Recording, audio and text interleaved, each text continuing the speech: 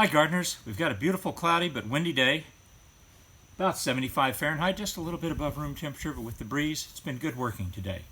We're going to take a tour of what we're doing to make the autumn garden grow. Meantime, let's take a little look at what's happened today's production so far. Here's what we've harvested. Infamous bed number 1 has produced this nice squash here. There are about 3 more over here in that bed, plus 3 or 4 young ones that are still very green and growing. So we're starting to get some production today. These other 2 here came from bed number 3, and this is where we have the lion's share of our butternut squash. We have 3 plants in this bed, and it's stretching out over parts of 4 beds, as you can see. The biggest are yet to come. It will be fun at the end of the day. We'll weigh this one. So don't forget, all right, like and share with a couple of hundred of your closest friends. Tell them to join the weighing party that we'll have at the end, and we'll see if that guy touches 4 pounds or not. These are jade beans. And as you can see, as the weather cools a little bit, the beans are a hot weather crop to grow, but they don't mind 60s at night, 70s in the day for growing. That's as long as my hand. And clearing away the weeds around the tomato plant, it's sprouted up again. We've got about 4 or 5 tomatoes. Remember last time I told you that I was cheap and stubborn and I'm keeping it because we have 1. Well, now we have about 4 or 5 growing. We just harvested 1. So a nice production so far today, and I'm going to go around showing you what we're doing for the garden now. We'll start over here in bed number 5, which we put down compost on.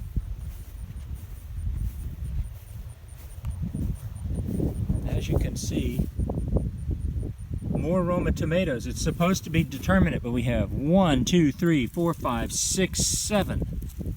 You see all of those on there? Here. There's one hiding underneath. That one. 3 more right here. I like a tomato plant that doesn't give up. Here's our Bok Choi, looking beautiful. We're going to get a lot out today. That's the last thing you harvest because Bok Choi is very much a water-based leaf. Cut it too soon and it can dry out before you get it indoors. So that will be the last thing we harvest today. And here I want to show you our autumn radishes are beginning to come up, as you can see in this row, and as you can see we have an interloper here. I don't think that's radish. Nope. You're going to see weeds come up because around here they're wind blown. See that? Another. Now we've got 3 bricks here. This brick is for radishes, this brick is for Grenoble red, and this brick is for our romaine. And you're beginning to see the hints of things coming up. So we'll check that out in a week or 2, and we should have a much better scoop on our radishes, as you can see here. We planted them all in ground from seed as a nice little experiment to see what we can get versus what we can get from trays. So remember, the Bok Choi was self-seeded. The plant and the bees helped us there. This comes from purchased seed here. Over here in bed number 6, we could harvest those jades, but we're saving them for seed for next year. You can see how the beds quickly get covered. This really isn't too bad of a weed. As you can see, it's just a ground cover, and it's easy to pull up.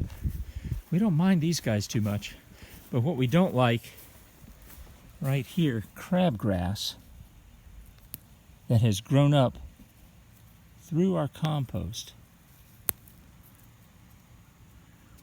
So we'll just have to be fighting that until the garlic goes in. That's one that I apparently hoed off earlier. Over here in bed number 7, we have a lot of the fruits of our labor from the second planting of potatoes. Thought I would show you how we harvested this. The leaves here are turning yellow. The stalks are going from their normal green to this yellowish color. We have pulled too late in the past, but today from this plant we have already seen production. So what I'm going to do is I'm going to try to put this down right here and fix it so you can watch the harvest.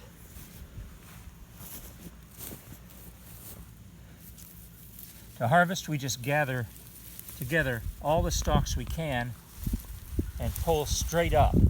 This will release most of the potatoes. What a nice harvest. I have no complaints about this harvest.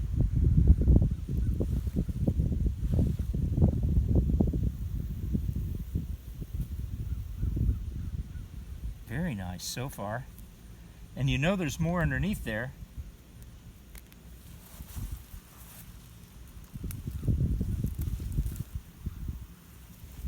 So, I'll go get a tool. We'll mess around with these. Or, because this is nice compost, you know what? Just might use our hands.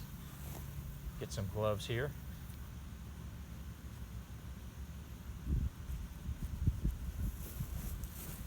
Let's see if we can find any more.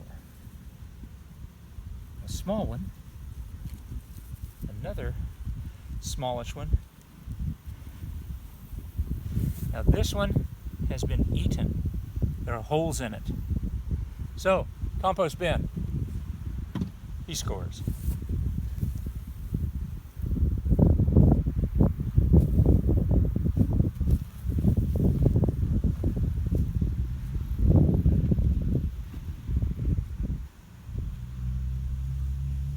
Remember, this is a second planting of what is supposed to be a first early crop.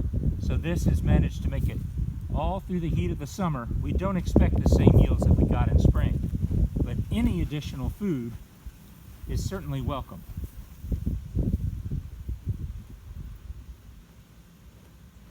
Looks like that's about all we've gotten, but that's still another good pound of potatoes for us. We have more potato plants here.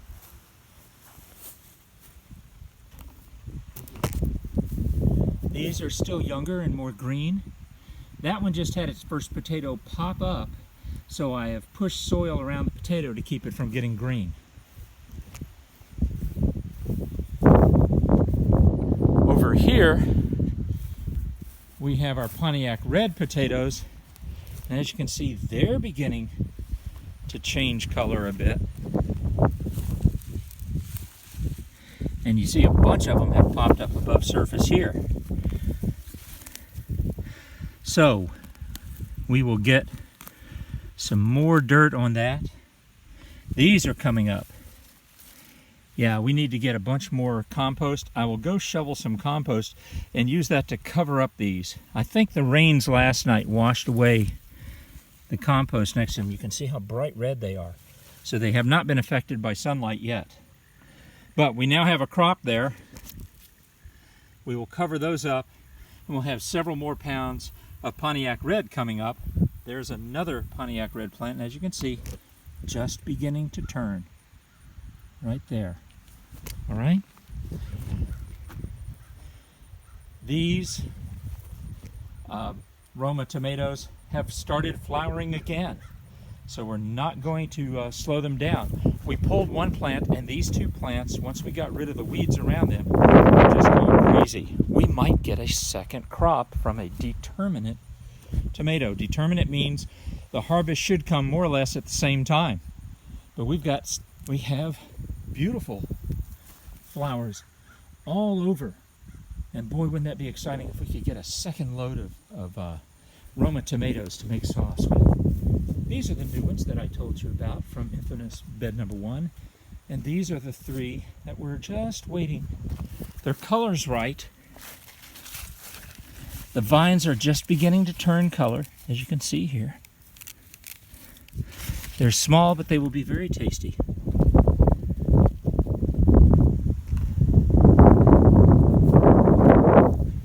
Same thing over here. Some of these are maybe a week to go. That's going to be a monster. 5 pounds is my guess. New all the time. There's 2 new ones right there. So we've harvested, yet we still have about 30. And here is a potato trying to grow. He is in the same problem as the other ones. He's beginning to turn. Oh, look at those red Norland. I mean the Pontiac Reds here. Let's do some hunting. A nice potato.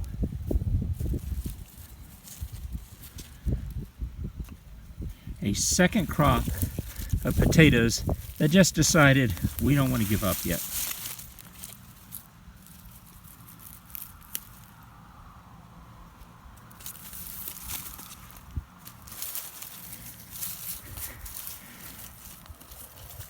Huge.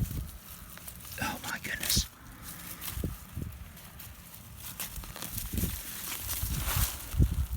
Horror. Here's the mother lode.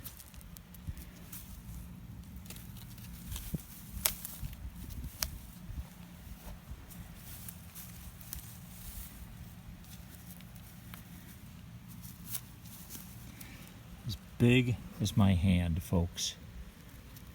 Second crops. Second crops. More.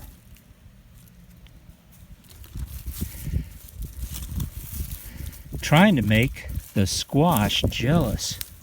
Nothing like jealous plants. We get into a growth contest. Any more down here? This will produce a few, and it has. Look at this. There's the remnant of the seed potato.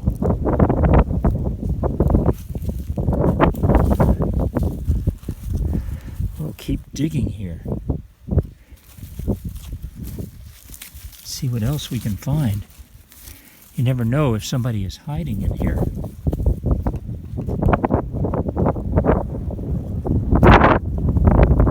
I'm going to put this right here and let you follow along as we dig.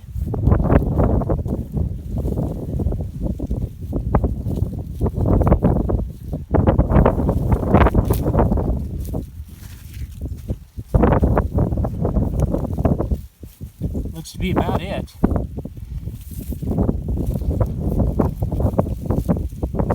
It's about the time you say it's about it.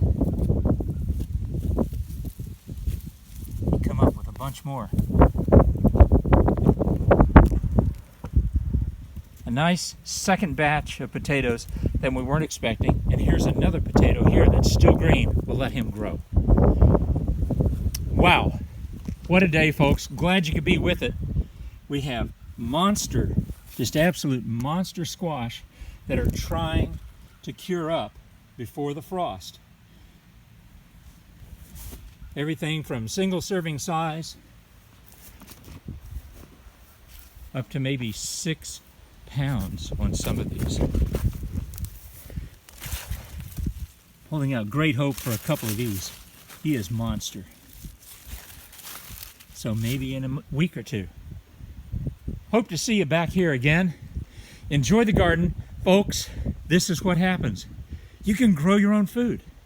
Take care.